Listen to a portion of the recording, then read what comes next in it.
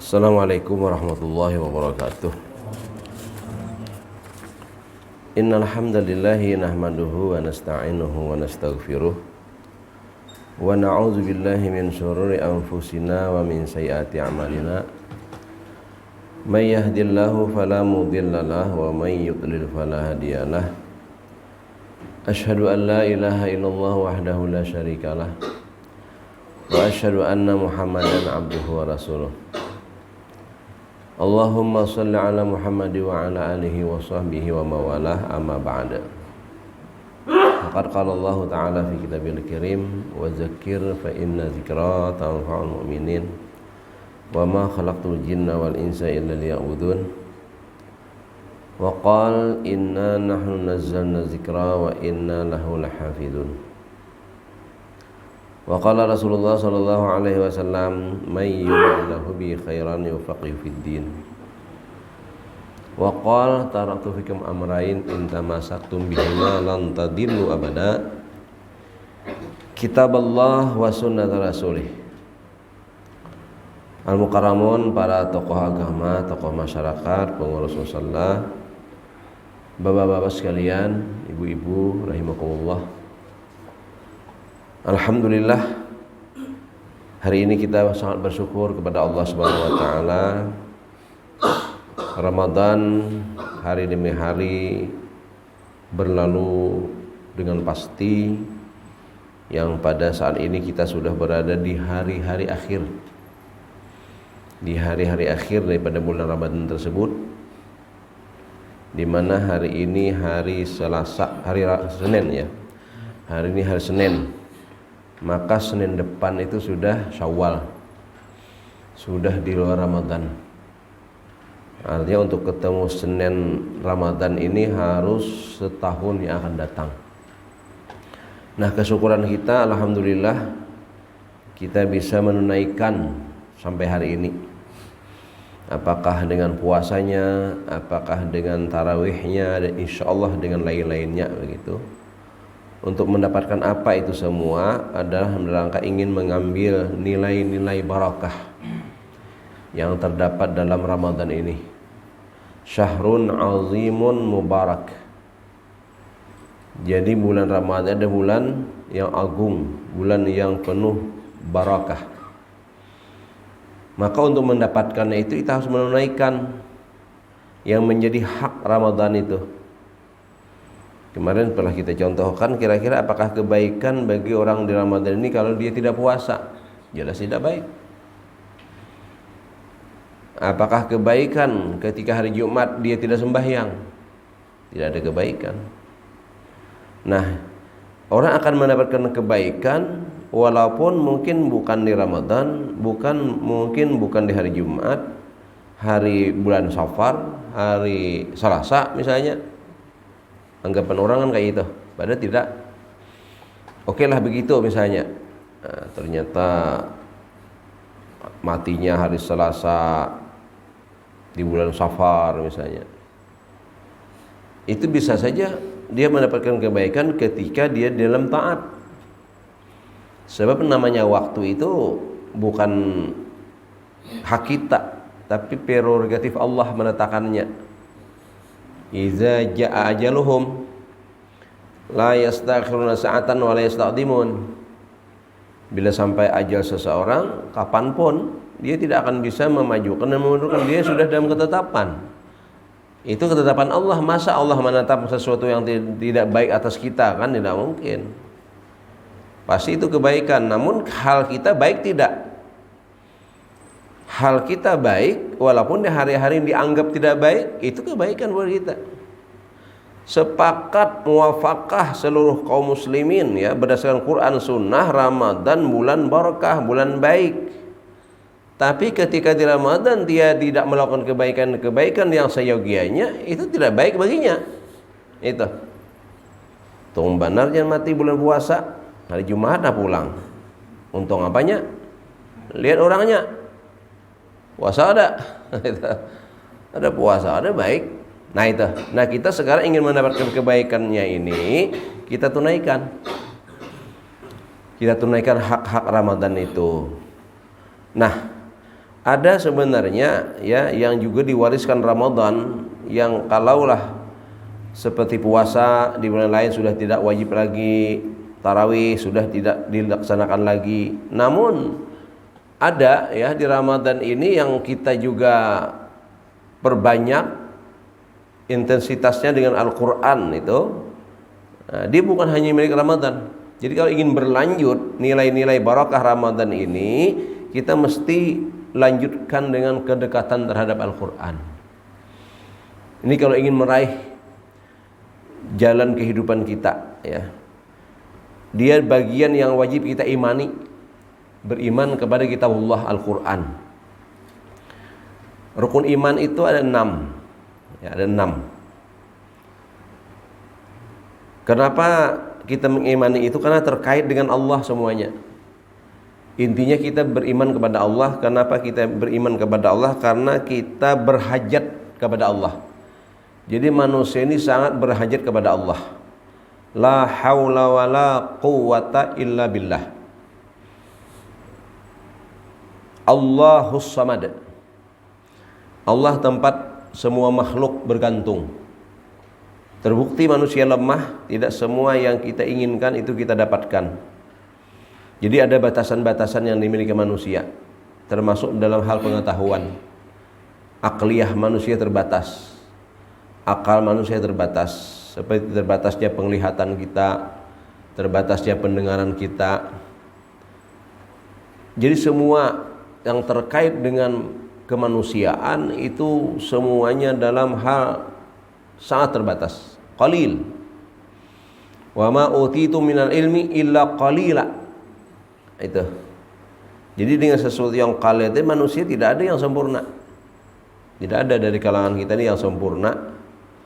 Nah, maka kita tadi berhajat kepada yang maha. Yang maha itu adalah dialamatkan kepada ungkapan Tuhan, bahasa umumnya Tuhan. Nah, lalu kita dengan iman ini dikenalkan. Yang maha yang kita hajatkan itu adalah Allah. Dinafikanlah Tuhan-Tuhan yang lain. La ilaha illallah. Untuk kepentingan menyampaikan pesan ini, Allah mengutus para nabi dan rasul alaihi wassalatu wassalam. Maka pesan dan wasiat para rasul Allah itu sama. Ketika tadarus kita ketemu ayat ungkapan Nuh, ungkapan Hud, ungkapan Saleh, para nabi alaihi wassalatu wassalam. Ya qaum'ibudullah. Ya qaum'ibudullah. Ma lakum min ilahin ghairuh. Wahai kaumku, sembahlah Allah. Taati Allah, ikuti Allah, imani Allah. Dan tidak ada Tuhan selain Dia. Itu ucapan para anbiya wa rasul yang punya kaum. Nabi kita diutus untuk kafatalin nas, semua manusia. Maka ungkapan Nabi apa? Ya ayyuhan nas, qulu la ilaha illallah tuflihu. Wahai segala manusia, nyatakanlah, nyatakan, ucapkan tiada ilah selain Allah. Tidak ada yang disembah, tidak ada yang ditaati, tidak ada yang dituruti, tidak ada yang diimani kecuali Allah. Nah, ketemu kita sudah. Pesan ini dari siapa? Disampaikan dari Allah kepada anbiya, kepada nabi kita, kepada Rasulullah sallallahu alaihi wasallam. Lewat perantara malaikat. Jadi tidak langsung juga nabi ini komunikasinya dengan Allah. Jadi Allah mengutus dengan prerogatifnya, dengan hak kuasa Allah itu dari sisi alam ghaib itu diutuslah malaikat. Juga malaikat pilihan ini. Malaikat itu banyak dipilih. Salah satu di antara malaikat yang banyak itu dan dipilih dari sekian banyak manusia itu yang paling mulia. Manusia yang paling agung, asyraful makhluqat. Sayyidul anbiya wa mursalin, Rasulullah sallallahu alaihi wasallam. Ini kita imani Rasul, kita imani malaikat. Nah, nabi ya yang dipilih Allah ini dari kalangan manusia. Maka beliau juga punya sifat-sifat kemanusiaan. Tidur, makan, beristri, beranak, bisa sedih, gembira. Itulah sifat-sifat kemanusiaan, dan beliau wafat, meninggal dunia. Nah, akses untuk menuju Allah itu dengan nabi sudah habis.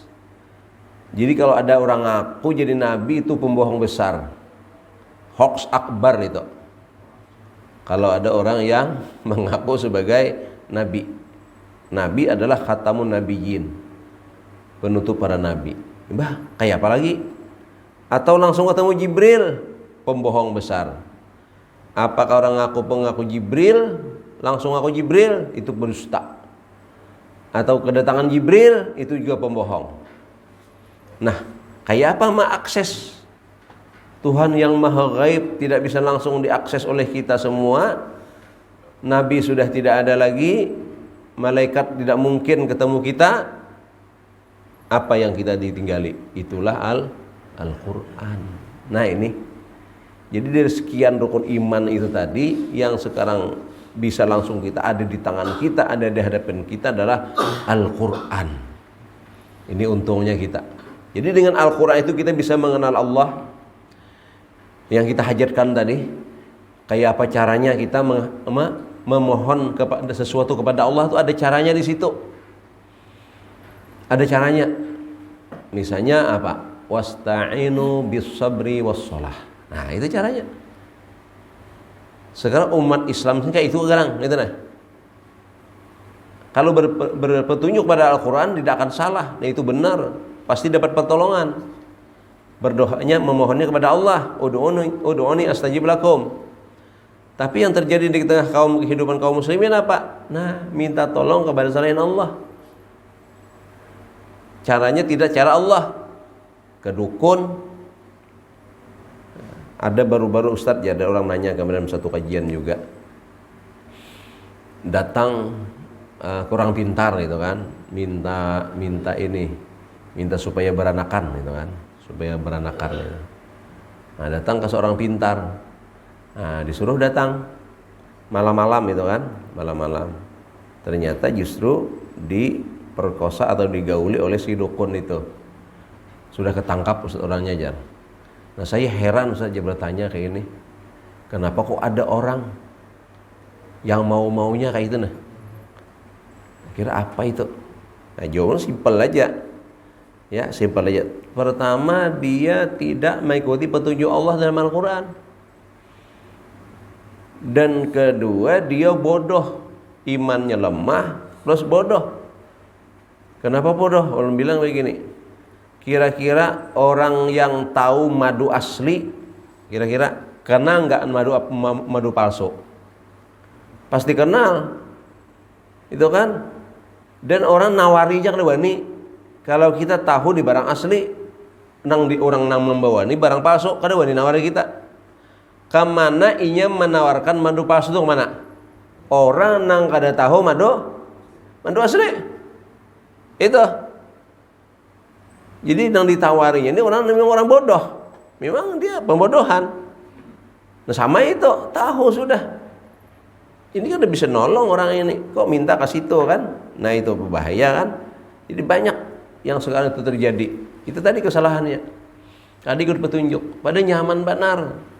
Cara beragama itu nyaman. Jadi tidak ada agama itu istilah bahasa ungkapan yang susah atau sulit itu tidak ada. Itu belum sampai, tidak ada. Ya, dalam hal belajar agama itu tidak ada yang kada sampai.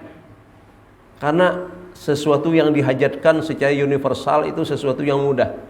Agama ini dihajatkan secara universal, semua manusia itu memerlukan agama. Maka sebagai hukum kebijaksanaan Allah secara sunatullah memberikan sesuatu yang dihajatkan secara universal itu pasti mudah dan murah. Tidak mungkin susah-susah.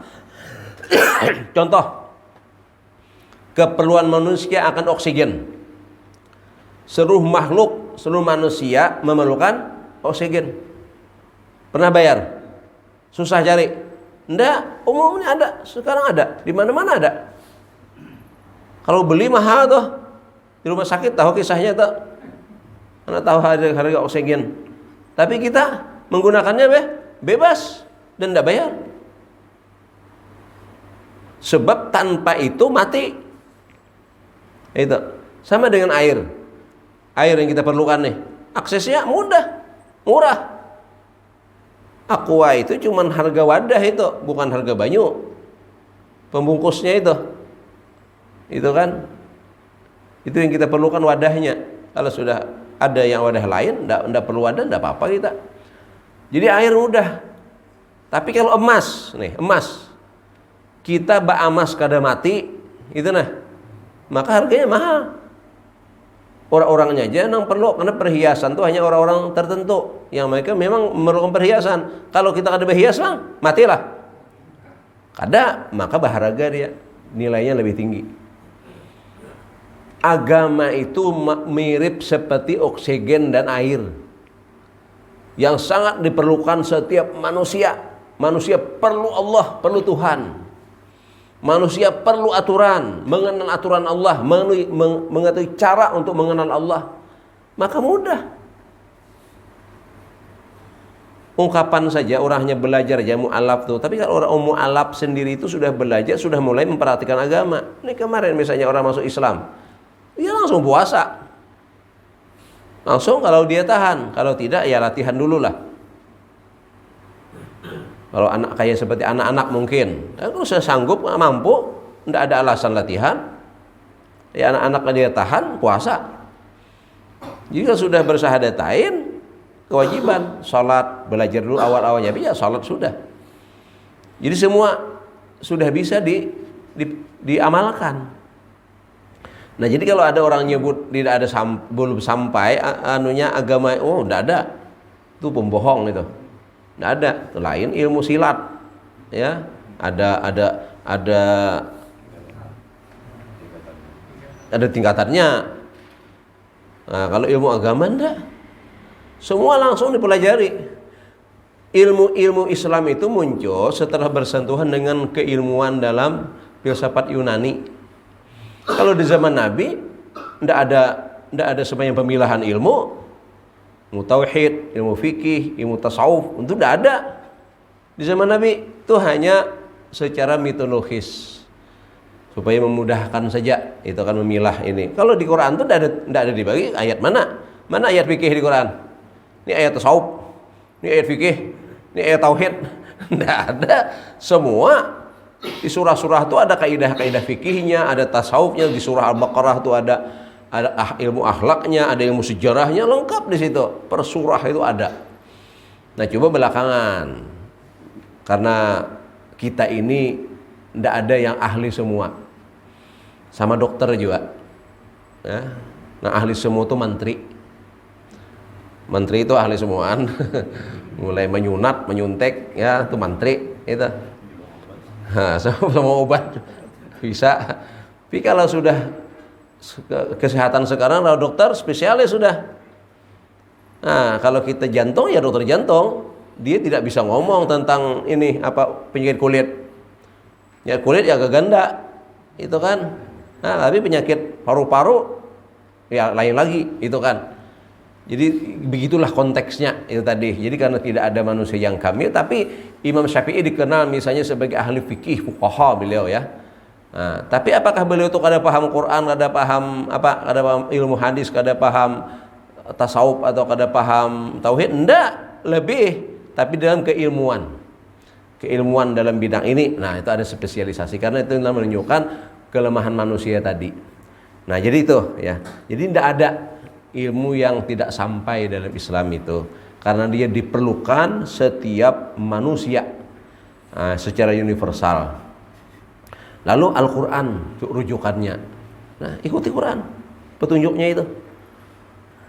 Dan Al-Quran itu ketika kita membacanya ya dengan bacaan yang artinya pemula, itu sudah bernilai. Sudah Allah nilai pahala begitu kan. Nah, Bapak Ibu rahimakumullah, sekedar menguatkan kembali tentang bukti kebenaran Al-Qur'an ya, yang harus kita yakini. Memang sudah Allah tetapkan bagi kita, tidak masalah lagi lah, itu sudah final ya. Kita wajib percaya sudah, karena dia bagian dari arkanul iman, bahkan rukun iman yang utama ini juga, karena di situ Allah menjelaskan tentang tauhid, tentang iman kepada Allah, tentang fungsi kenabian, tentang peran para malaikat gitu kan, menghabarkan tentang kiamat, menghabarkan tentang ketetapan Allah ya terhadap rezeki misalnya, wa ma min dabatin fil ardi illa Allahi rizquha misalnya. Itu imani ayat itu aja, nah tenang hidup. Jadi kadang-kadang orang itu, mohon maaf lah, kalau prinsip orang beriman ndak ada masalah ekonomi.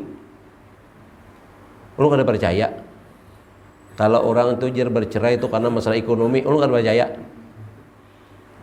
Kalau orang beriman, ekonominya pasti ada. Ya. Kalau dia taat kepada Allah, Allah tidak akan menyia-nyiakan. Ya, prinsip dasarnya tentang iman di situ. Iman kepada Allah yang menjamin rezeki itu.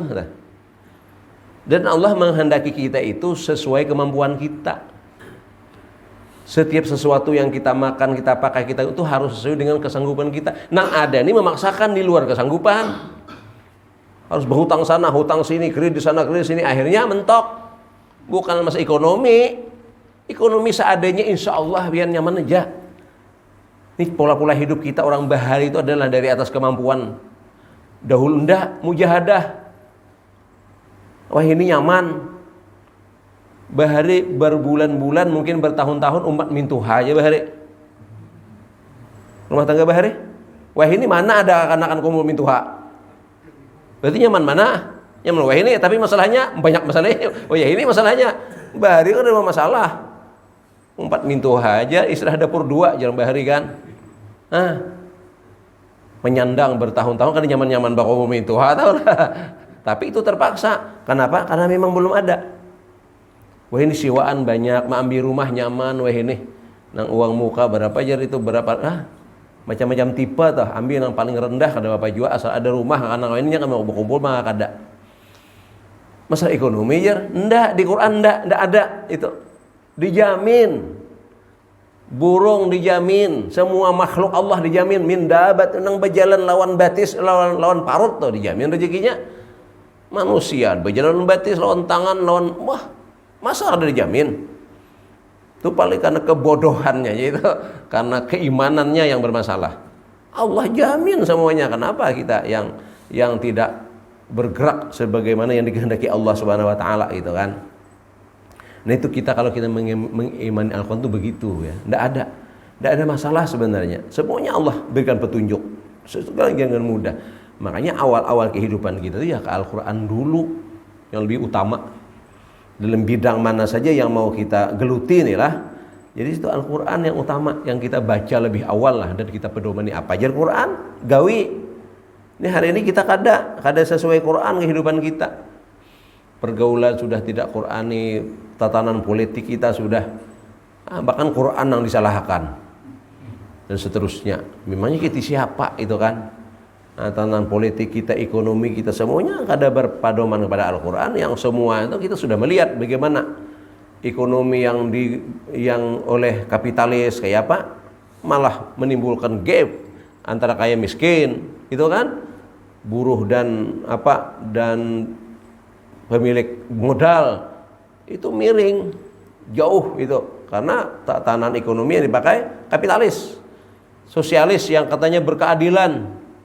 Satu rasa sama rasa itu istilah prinsip sosialis itu kesamaan kan hancur. Sosialis hancur sudah, yang dilambangkan dengan kekuatan Soviet waktu itu kan, negara adidaya dua antara Amerika dan Uni Soviet kan, itu terbukti. Tatanan apa saja yang berdasarkan pemahaman manusia itu semuanya tidak bisa menjamin. Nah, sekarang kalau kita kembali kepada tatanan ekonomi yang diatur oleh Allah Subhanahu wa taala, lihat dalam kenapa sekarang marak ya perbankan syariah itu, kenapa marak? Terbukti dalam tatanan ekonomi kayak apa aja rusaknya, bank-bank syariah itu tidak mengenal berpermasalahan yang rumit. asal dikelola secara benar. Makanya pemerintah di berbagai belahan dunia sekarang semacam tanda kutip restu dengan penerapan istilah dengan perbankan syariah. Itu membuktikan bahwa kalau diatur secara syariah, walaupun kalau itu belum maksimal ya, tapi sudah membuktikan bahwa ternyata dia bisa bersaing dalam tatanan ekonomi global, bahwa sistem syariah itu tidak jelek-jelek amat seperti yang mereka tuduhkan itu. Nah sekarang kita saja lagi punya keyakinan ingin membuktikan itu. Praktisi ekonomi kita, politik kita gimana mengembalikan tatanan aturan kehidupan itu kepada syariat. Ini kalau kita timbulkan ini lalu masalah ribut orang menang syariat Islam tuh dia fobi gitu nah. Nang fobi ini orang Indonesia apa orang Islam aneham. Di mana itu apa keimanannya? Justru ikut mengkampanyekan kampanye buruk tentang syariat. Nah, itu. Baik. Kenapa? Karena Al-Qur'an sudah terbukti. Quran terbukti, kita ingin meyakinkan saja ya. Jadi mereka semacamnya Quran itu sejak awal sudah tanda kutip ya tidak mulus. Jadi bicara Quran ini tidak mulus. Di zaman Nabi ya sudah luar biasa tantangannya. Jadi mereka mendustakan itu. Dan ini menuduh bikinan Muhammad sallallahu alaihi wasallam. Jadi mereka menuduh begitu. Nah, tapi Allah nantang. Ada tiga tingkatan tantangan Allah Subhanahu wa taala kepada penuduh-penuduh itu. Misalnya dalam surah At-Tur ayat 33 34 dan surah Al-Isra ayat 88. At-Tur ayat 33, di situ mereka mengatakan auzubillahi minasyaitonirrajim. Allah berfirman, am yaquluna taqawwalahu, ataukah mereka mengatakan dia Muhammad yang membuat-buatnya. Ya, jadi mereka nuduh kayak itu. Ini ulahan Muhammad ini Quran nih. Nah, bal la yu'minun kata Allah. Bahkan mereka itu sebenarnya tidak beriman.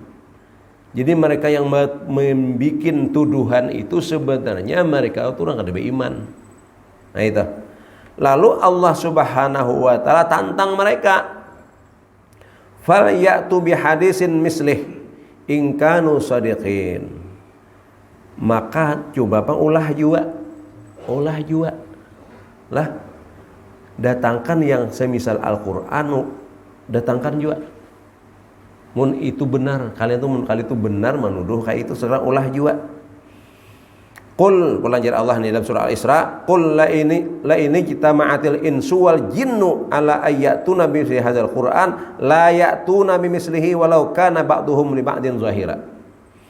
Katakan, ya Allah, padahkan lan nubuhannya jika kalian tuh para manusia dan jin berkumpul. Padahal ada gampang lagi nih. Kalau Nabi Muhammad seorang aja, kalian berkumpul. Silakan undang juga jin berkumpul situ. Bersepakat untuk mendatangkan semisal Al-Qur'an ini nah. Yuk, datangkan.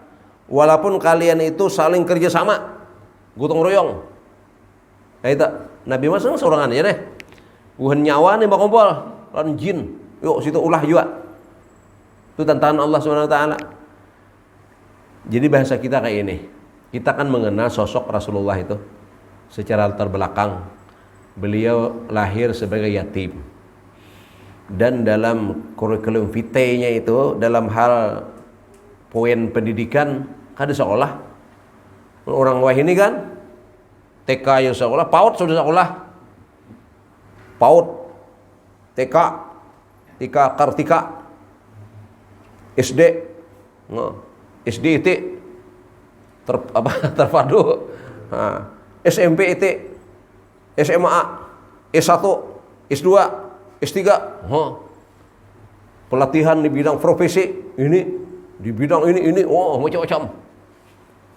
Pangkatnya, titelnya, sekolahnya. Nabi kosong sama wanita. Pendidikan kosong. Pelatihan di bidang ekonomi kosong. Nah itu.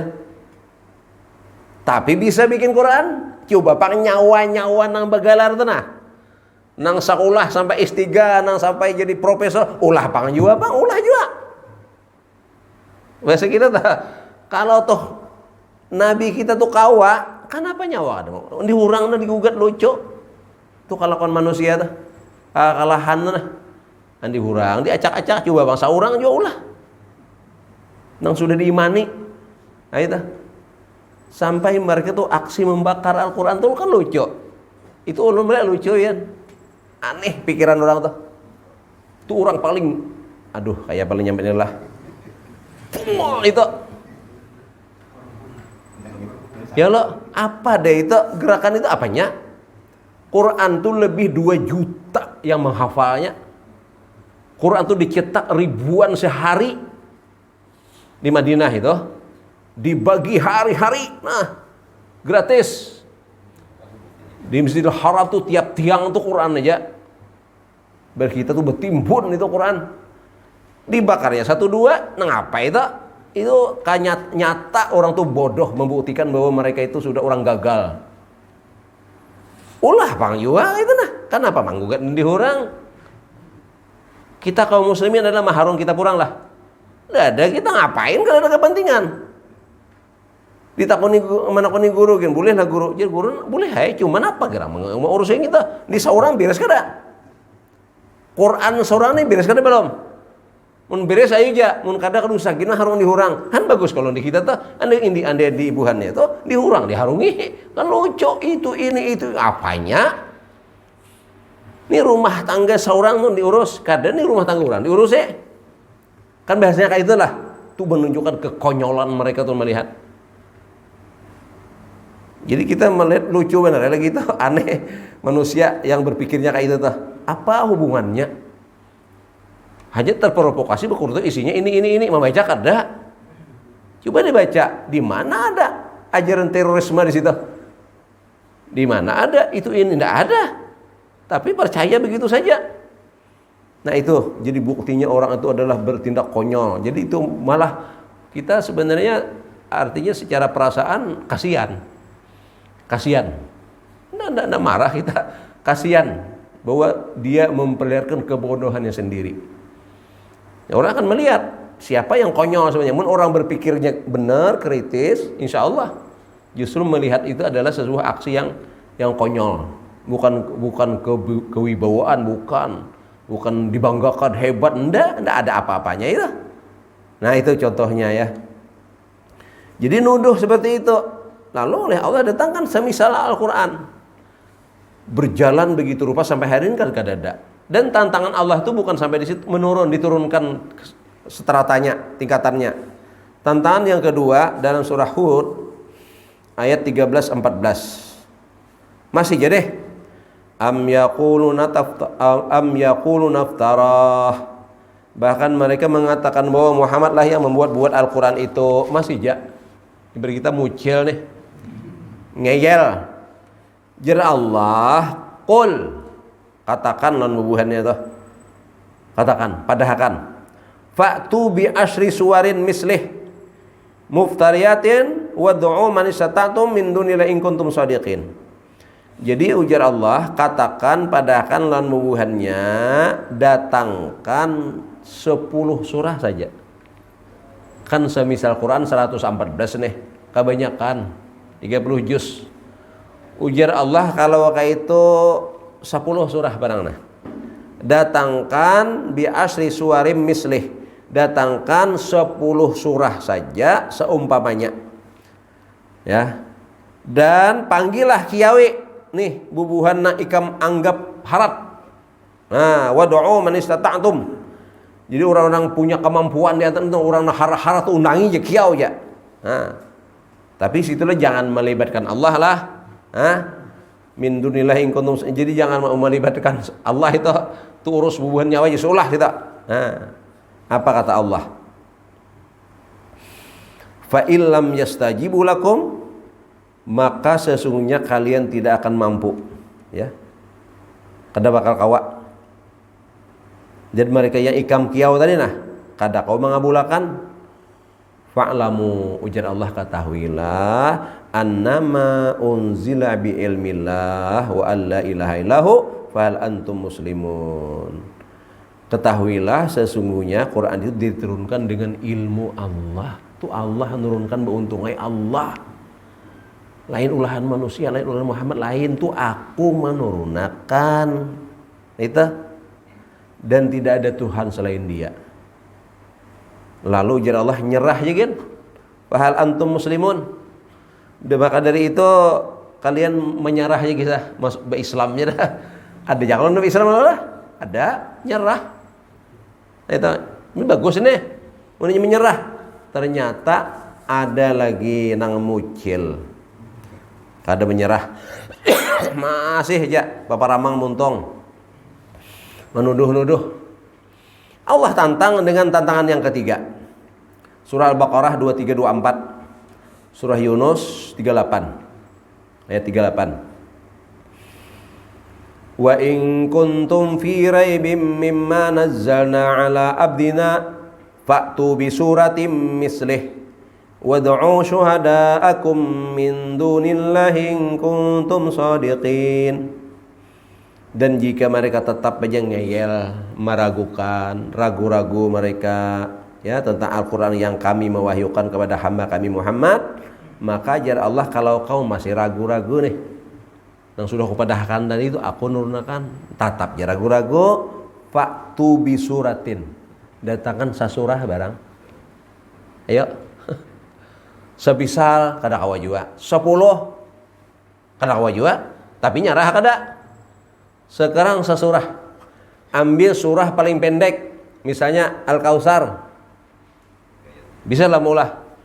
Ada pang pernah terjadi dengan Musailamatul Kazzab, Nabi palsu, nak menandingi Nabi Muhammad SAW, ulah Quran juga ulah ayat, ulu kada ingat dan kulir mengatakan ada pahala juga surahnya itu 3 ayat kayak Al-Kautsar tuh. Artinya itu surah kodok. Artinya itu katak. Apakah bahasanya itu ada katak itu kan? Justru lucu. Kada. Kalau Quran itu yang seayatnya, sasurahnya itu subhanallah, punya kandungan. Nilai bahasanya coba lihat. Al-Kautsar paling pendek itu. Inna a'tayna kal kautsar fasholli li rabbika wanhar. Hah? Inna syani'aka huwal abtar. Tuh bahasanya indah, isinya padat. Sesungguhnya kami berikan akan engkau banyak nikmat. Al-Kautsar katsir, kami banyak berikan itu banyak nikmat. Ujur Allah nyatakan itu, wa in ta'uddu ni'matallahi la tuhsuha. Kada kehitungan, maka dengan nikmat itu ngapain ujar Allah, kamu harus apa? Fasholli li rabbika wanhar. Maka dengan banyaknya nikmat-nikmat itu tadi, Allah menghendaki kepada kita itu supaya bersyukur. Itu Allah suruh kita. Caranya taati Allah dengan cara salat yang Allah perintahkan, nah, dan berkorban. Tiap dapat harga itu suruh berkorban. Wa mimma razaqnahum yunfiqun. Diinfakkan, jangan diuntal semuaan. Nih kita makan hari-hari jangan hanya makan sorangan nih, wujudkan dengan zakat fitrah. Bagi nih di akhir Ramadan nih biasa kita bagi. Itu perintah Allah. Lakukan itu. Memang kalau kita menggawi itu ya ada orang-orang yang sinis, yang kada ketujuh, ya, yang kada baik, dinilai kada baik macam-macam lah. Nah, ujar Allah, inna syani'aka huwal abtar. Mereka itu yang putus dari rahmat Allah. Nah itu lihat satu surah, apalagi surah Al-Ikhlas itu, dahsyat itu surah Al-Ikhlas, bunyinya bagus, tapi itu memberikan penjelasan simpel tentang ketuhanan yang rumit, kan pembahasan tentang Tuhan ini rumit, alih mana nih, anak, bapak, ibu, bapak, apa-apa itulah rumit kalau dah, dapat ya surah itu simpel. Qul katakan huwallahu ahad. Allah itu Maha Esa. Allahus Samad, nangaran Allah itu adalah tempat bergantung semua makhluk. Dia itu lam yalid wa lam yulad. Nah, wa lam yakul lahu kufuwan ahad. Selesai, jelas. Tuhan simpel dijelaskan dalam satu surah yang pendek. Jadi ayat Quran itu bukan sesuatu yang bisa dilulucuakan, enggak bisa. Dia sudah penjelasannya akurat. Al-Quraisy bicara tentang suku Quraisy itu kayak apa sifatnya. Rehlata syita iwas, saya membawa dagangan mereka pada musim panas, musim dingin. Itu kan dikisahkan itu yang akurat tentang Quraisy. Kenapa orang Quraisy yang dipilih membawa misi kenabian? Karena mereka tuh bangsa nomaden. Di dunia nih ada dua penduduk dunia ini yang ada selalu di beberapa negeri. Arab lawan Cina. Itu dua. Nah, jadi Allah misi agama ini sudah dipilih ya dari kaum yang memang akan menyampaikan misi itu dengan sifatnya. Wah, itu punya makna surah itu.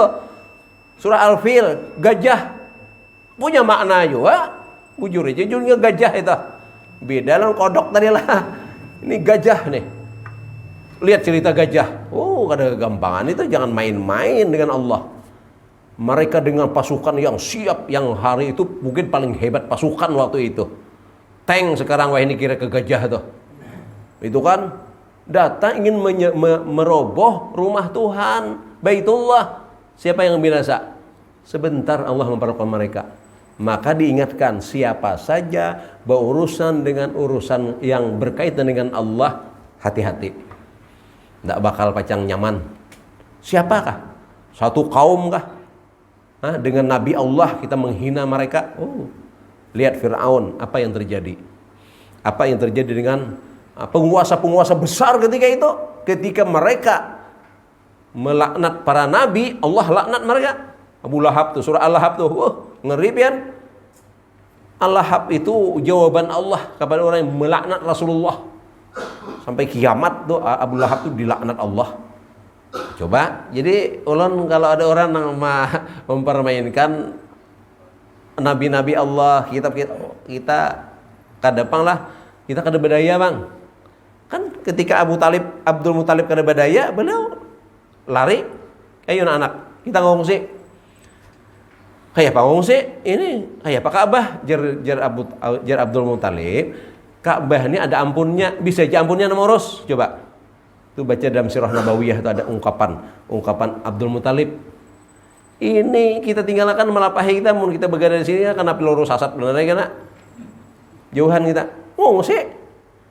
Tak tahu apa nih Abraha kok dibiarkan kami menyerang. Kami kan mau urusin itu jar Abdul Muthalib itu adanya mau urus kan dasar Allah ya mau urus.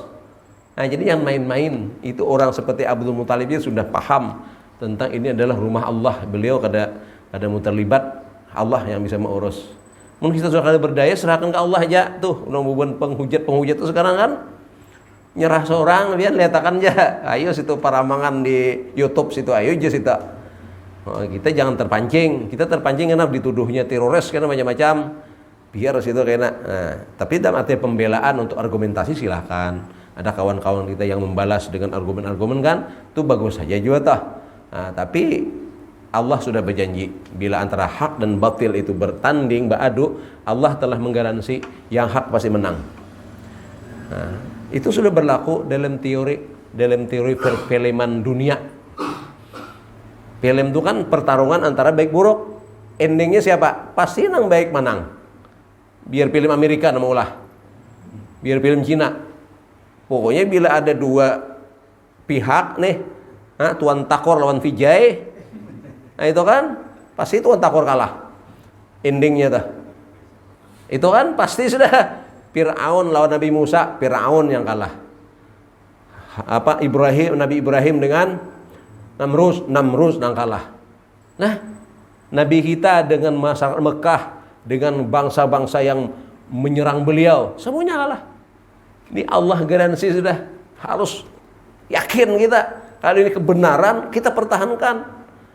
Dan kebenaran dari Allah ini hidup mati tetap untung. Kada ada pematinya. Jadi membela agama Allah ini hidup, istilah apa? Iskariman al-mut syahidan. Bila kita hidup mulia, mati syahid, surga. Kada ada pematinya. Amun mereka apa? Hidup sia-sia, mati sia-sia. Perjuangan atas Tuhan yang tidak jelas. Semangat mereka, tapi semangat dalam kesalahan. Kalah, hancur, menang, kada apa juga. Kalau kita enggak, Itu motonya para sahabat, kenapa mereka berjuang sungguh-sungguh itu. Karena keyakinan itu. Nah, kita harus tanamkan keyakinan itu sekarang ke kita. Ini benar. Pertahankan, perjuangkan. Mati-matian.